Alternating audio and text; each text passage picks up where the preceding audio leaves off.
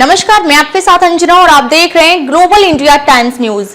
आइए सही चीज को सही लोगों तक साझा करें। समय आ गया है मॉस्को रूस भारत चीन त्रिपक्षीय वार्ता को पुनर्जीवित करना चाहता है।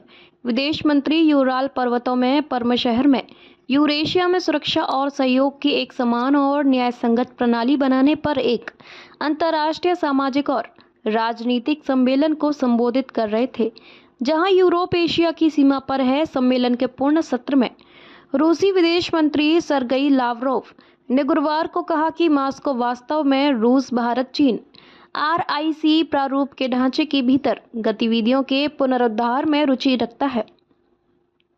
मैं त्रिपक्षीय वार्ता रूस भारत चीन के प्रारूप के भीतर काम को जल्द से जल्द फिर से शुरू करने में हमारी वास्तविक रुचि की पुष्टि करना चाहूँगा, जिसे कई साल पहले पूर्व रूसी प्रधानमंत्री येवगेनी प्रिमाकोव की पहल पर स्थापित किया गया था और जिसने तब से मंत्री स्तर पर 20 से अधिक बार बैठकें आयोजित की हैं। न केवल विदेश नीति प्रमुखों के स्तर पर बल्कि 3 देशों की अन्य आर्थिक, व्यापार और वित्तीय एजेंसियों के प्रमुखों के स्तर पर लावरोव को टेस द्वारा यह कहते हुए उद्धृत किया गया था।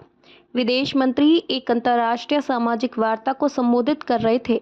यूराल पर्वतों में परम शहर में यूरेशिया में सुरक्षा और समतापूर्ण प्रणाली बनाने पर राजनीतिक सम्मेलन, जहां यूरोप की सीमा एशिया से लगती है। सम्मेलन के पूर्व सत्र में आज तक, जैसा कि मैं समझता हूं, भारत और चीन के बीच सीमा को स्थिति को कैसे आसान बनाया जाए, इस पर एक समझ बन गई है और मुझे लगता है कि इस RIC तिकड़ी के पुनरुद्धार का समय आ गया है, लावरोव ने जोर दिया। उन्होंने ये भी आरोप लगाया कि नाटो भारत को चीन विरोधी साजिशों में फंसाने की खुलेआम कोशिश कर रहा है।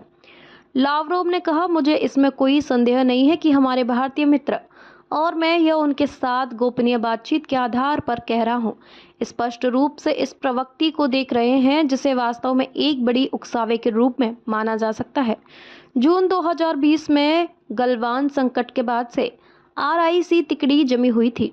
हालांकि अक्टूबर 2024 में रूस के कजान में ब्रिक्स शिखर सम्मेलन के दौरान प्रधानमंत्री नरेंद्र मोदी और चीनी राष्ट्रपति शी जिनपिंग के बीच द्विपक्षीय बैठक को एक नरमी के रूप में देखा गया। अब तक के लिए बस इतना ही। फिर मिलते हैं एक ऐसी ही बड़ी खबर के साथ। तब तक के लिए नमस्कार और देखते रहिए ग्लोबल इंडिया टाइम्स न्यूज।